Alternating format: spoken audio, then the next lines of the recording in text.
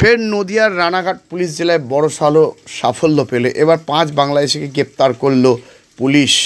নদিয়ার ধানতলা পুলিশ এই ঘটনায় ব্যাপক চাঞ্চল্য দেখা দিয়েছে। পুলিশ সূত্রে খবর, ধৃত 5 বাংলাদেশি অবৈধভাবে কয়েক মাস আগে ভারতে প্রবেশ করেছিল। তারা আবার বাংলাদেশ থেকে অবৈধভাবে পালিয়ে যাওয়ার চেষ্টা করে।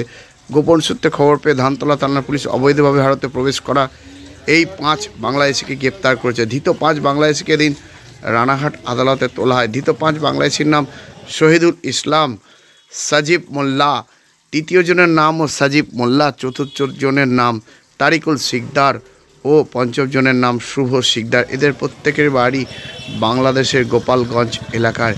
এদের গড় বয়স 21 থেকে 36 বয়সের মধ্যে। আর এ নিয়ে আজকাল আগামীর বিশেষ প্রতিবেদন।